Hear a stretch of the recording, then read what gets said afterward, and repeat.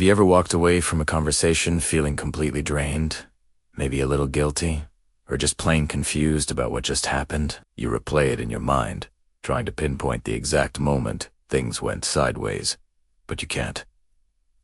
That feeling isn't random. It's a strategy. It's a sign you've likely encountered a master manipulator. And here's the thing most people get wrong. Manipulators don't always shout. They don't always threaten. More often, they whisper. They operate in the subtle spaces between words, using your own emotions as their weapons. They twist your kindness, your empathy, your desire to be a good person, until your own logic starts to crumble. You find yourself apologizing for things you didn't do, doubting your own memory, and feeling responsible for their happiness.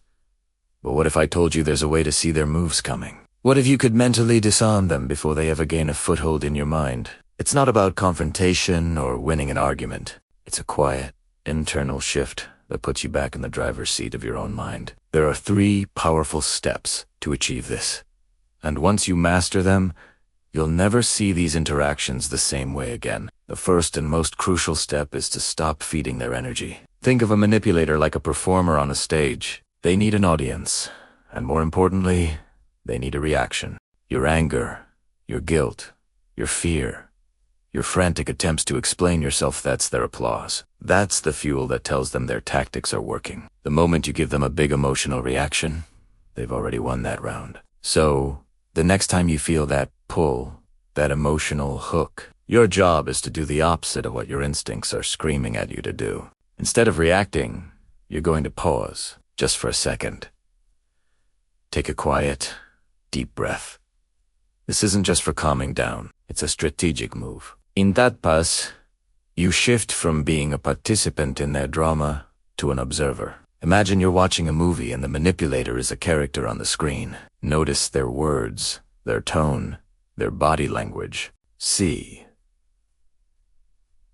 the pattern. By simply observing without engaging, you cut off their energy supply. You're not playing their game anymore. And once you stop reacting, their illusion of control begins to flicker and fade. This brings us to step 2, Name Tekim. This is your secret weapon, and it happens entirely inside your own head. Manipulators have a playbook, and their tactics have names. When they say something like, "Well, I guess I'll just have to handle this all by myself since you're so busy," you don't argue. You don't defend your schedule. Instead, you mentally label it. That's guilt-tripping. When they insist an event happened a certain way, even when you know it didn't, making you question your own sanity, you don't get lost in the confusion. You just think, okay, that's gaslighting. When they mess up and somehow make it your fault, you think, and there's the blame shifting. You don't have to say these words out loud. In fact, it's more powerful if you don't. The goal isn't to confront them. It's to empower yourself. Awareness is your armor. Once you mentally name their move, it loses its mysterious, emotional power over you. The magic trick is exposed, and you can see the strings they're trying to pull. It's no longer an attack on you. It's just a predictable, almost boring tactic. Now for the final step, and this is where you gently take back control of the interaction. Step 3 is to reclaim the frame. After you've paused and named the game, you shift the conversation from their emotional territory to your logical ground. You do this by asking simple, clarifying questions. These aren't aggressive, gotcha questions. They are calm, neutral, and aimed at clarity. When they say something vague and emotionally loaded, like "you always undermine me," instead of defending yourself, you can ask, "What exactly do you mean by that?" Or, "Can you give me a specific example?" When they project their feelings onto you, saying "you're just trying to make me angry," you can respond with a neutra. Why do you feel that way? Notice what's happening here.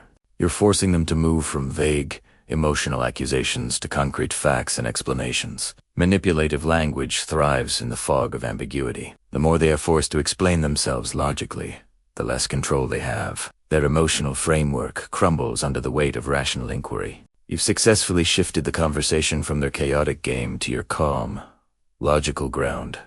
You're not fighting back. You're just turning on the lights. Disarming a manipulator isn't a battle of wills. It's not about being smarter or louder. It's about staying awake. It's about being present and aware in the moment, recognizing the game for what it is, and refusing to play. You can't be controlled when you see the mechanisms of control in real time. So, the next time you find yourself in one of these draining, confusing conversations, remember these 3 steps. Pause and observe. Name the game in your mind, and reclaim the frame with clarifying questions. This isn't just about defense, it's about claiming your freedom. True power isn't about controlling others, it's about refusing to be controlled. Thanks so much for watching. If this resonated with you, consider subscribing for more insights on psychology and personal growth. See you in the next one.